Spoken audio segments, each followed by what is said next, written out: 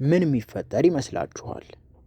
አንድ ሰው ከአቅሙ በላይ ቢገፋ፣ ኑሮም ካሰበው በላይ ብትደክመው፣ ራሱን ለመለወጥ ይለፋል፣ ግን ከሁሉም አቅጣጫ የሚያጋጥመው ነገር ሁሉ ተስፋ አስቆራጭ ሲሆን። የአርተር ታሪክ የሚጀምረው ጋተም በሚባል ከተማ ውስጥ ነው። አርተር የሚሰራው ክላውን ሆኖ ነው።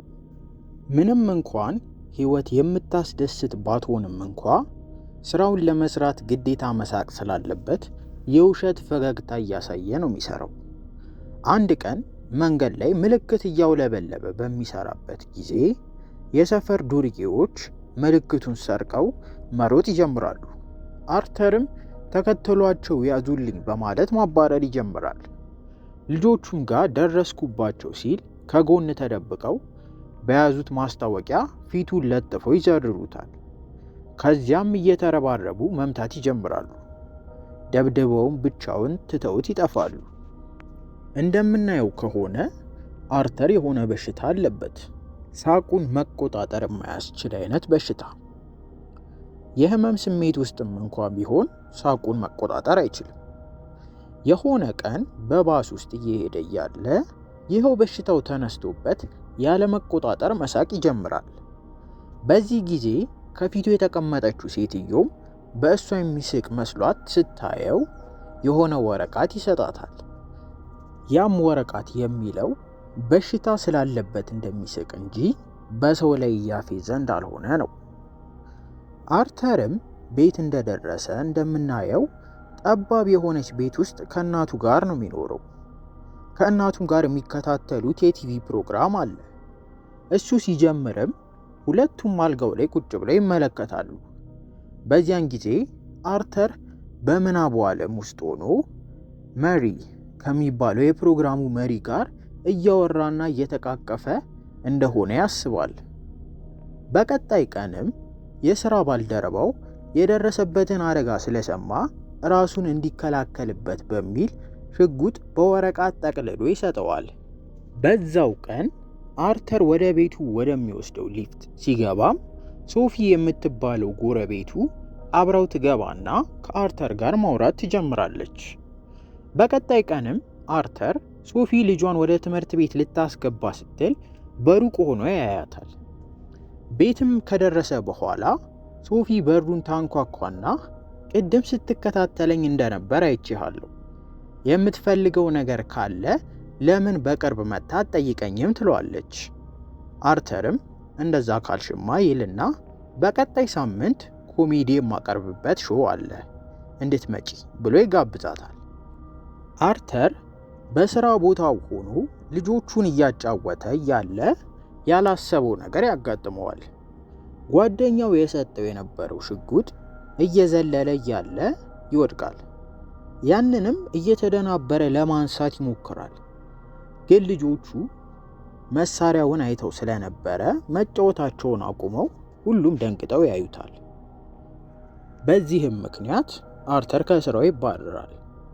ስራ በማጣቱ ከፍቶት ወደ ቤቱ እየሄደ እያለ የሆኑ 3 ጎረምሶች አንዲትን ልጅ ሲያስቸግሯት ያያል።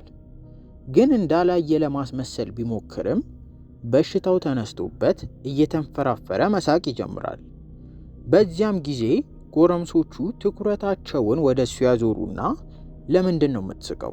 የሚያስቅ ነገር አለ እንዴ? እያሉ ይጠይቁታል። ከዚያም መልስ ለመመለስ እንኳን ፋታ ሳይሰጡት እየተረባረቡ በእርግጫ መቀጥቀጥ ይጀምራሉ። በዚህ ጊዜ አርተር ይዞት የነበረውን ሽጉጥ ያወጣና 3ቱንም ተኩሶ ይገላቸዋል። ከዚያም አርተር ደንግጦ ወደ ቤቱ በመሮጥ መሄድ ይጀምራል። በቀጣይ ቀንም የሞቱት ሰዎች ዜና ተጧጡፎ ቲቪ ላይ ቀርቦ እናያለን። የሞቱትም ሰዎች ቶማስ ዌይን ለሚባል ባለሀብት ስለሚሰሩ እሱ ራሱ ቀርቦ ኢንተርቪው ሲሰጥ እናያለን። በዚህ ጊዜ እናቱ ለቶማስ ዌይን ቤተሰብ ስትሰራ ስለነበር ልጇን እንዲያይ ታደርጓለች። አርተርም ስላደረገው ወንጀል ሲሰማ አእምሮ ይረበሻል። በአንድ ቀን ማታ እናቱ ደብዳቤ የጻፍኩትን ላክልኝ ትለዋለች። አርተርም ደብዳቤውን ከፍቶ ሲያየው ለቶማስ ዌይን የሚላክ እንደሆነና አርተርም የሱ ልጅ እንደሆነ ይናገራል። በዚያም ጊዜ ያነበበውን ማመን አቅቶት እናቱን ይጠይቃታል። እናቱም እያለቀሰች የቶማስ ዌይን ልጅ እንደሆነና ከሱ ጋርም የተለያዩበት ምክንያት ሰው ካያቸው እንዴት ከሰራተኛ ይወልዳል ተብሎ ስሙ ስለሚጠፋ እንደሆነ ትነግረዋለች። አርተርም ማረጋገጫ ለማግኘት ወደ ቶማስ ዌይን ቤት ይሄዳል። በሩ ላይ እንደደረሰም ጠባቂውን ያገኘዋል። ከዚያም እናቴ እዚህ ትሰራ ነበር ብሎ ስሟን ይነግረዋል። እናም ቶማስ ዌይን አባቴ እንደሆነ ነግራኛለች ይለዋል። ያን ጊዜም ጠባቂው አዎ እናትህን አስታውሳታለሁ፣ እናትህ በሽተኛ የሆነች ሴትዮ ነበረች ይለዋል። አርተርም በሰማው ነገር ተናዶ መሄድ ይጀምራል። ግን ቤት እንደደረሰ የፖሊስ መኪናና አምቡላንስ ቤታቸው ደጃፍ ቆሞ ያያል። ወደ ውስጥ ሲገባም እናቱን እየገፉ ወደ አምቡላንስ ውስጥ ይከቷታል። ይህንን ያየው አርተርም እናቴ ምን ሆና ነው እያለ ተከትሏቸው ይገባል። ሆስፒታሉም ውስጥ የአየር ማተንፈሻ ተቀጥሎላት ተኝታለች። አርተርም እናቱ የምትወደውን ሾው ከፍቶ እያየ ነው። ከዛም ራሱን የሚቀርበው ሾው ላይ ያየዋል። ኮሜዲ ሲያቀርብ የተቀረጸውን ቪዲዮ እያዩ ሲሳለቁበት ያያል። በዚህ ጊዜም የሚወደውን ሾው እርግፍ አድርጎ ጠልቶት የተሳለቀበትን አቅራቢ በንዴት ስሜት ያያል። ከሆስፒታሉም እንደወጣ ቶማስ ዌይን አባቱ እንደሆነ ለማወቅ ያለው ጉጉት ስላላሳረፈው ቶማስ ዌይን ይሄድበታል ብሎ የሚያስበው ቲያትር ውስጥ ሄዶ ሽንት ቤት ውስጥ ቶማስን ይጠብቀዋል። ከዚያም ሲያገኘው አርተር እኔ ልጅህ ነኝ ይለዋል። ቶማስም ተሳስተሃል፣ አባትህ አይደለሁም ይለዋል። እናቴ ሁሉንም ነገር ነግራኛለች፣ አባቴ ነህ ይለዋል። ከዛም ቶማስ ዌይን ያየውና እናትህን አስታውሳታለሁ፣ አእምሮዋን ያማት ነበር፣ አንተን ራሱ ማደጎ አድርጋ ነው ያመጣችክ እንጂ ልጇ አይደለህም ብሎ የባሰ ነገር ይነግረዋል። ይህንን ወሬ ለማመን የከበደው አርተርም እናቱ ተወልደህበታል ያለችው ሆስፒታል ገብቶ እናቱ ላይ ያለውን ፋይል እንዲሰጡት ይጠይቃል። ጸሐፊውም ሰውዬ ፋይሉን ያየውና ይቅርብህ ይለዋል። አርተር ግን ካላየው በማለት መንጭቆት ይሮጥና ፋይሉን በሚያይበት ጊዜ በእውነትም ማደጎ እንደሆነና እናቱ ደግሞ የአእምሮ ችግር እንዳለባት ይረዳል። በዚህ ዜና የተናደደው አርተርም እናቱ ወዳለችበት ሆስፒታል ይሄድና በትራስ አፍኖ ይገላታል። ቤትም እንደደረሰ ሲሳለቁበት የነበሩት ሾው ደውለው የሱ ቪዲዮ ብዙ ሰው ስለሳበ በአካል መጥቶ እንዲቀርብ ይጋብዙታል። አርተርም ለመዘጋጀት ሜካፑን እያደረገ እያለ በሩ ይንኳኳል።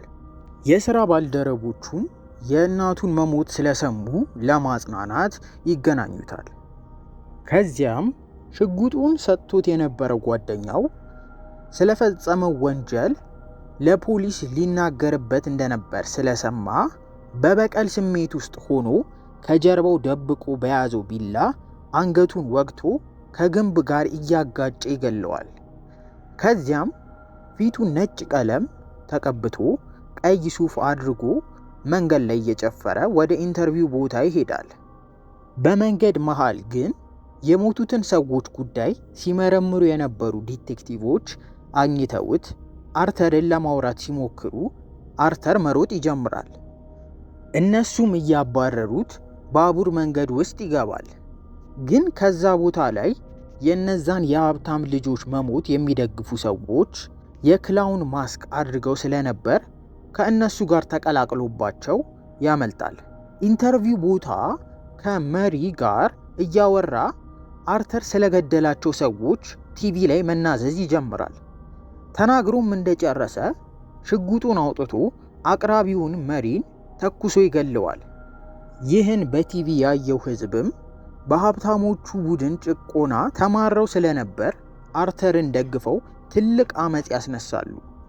አርተርም በፖሊስ መኪና ተይዞ እየሄደ ያለ ከአማጺዎቹ የመጣ መኪና ገጭቶት ይቆማል።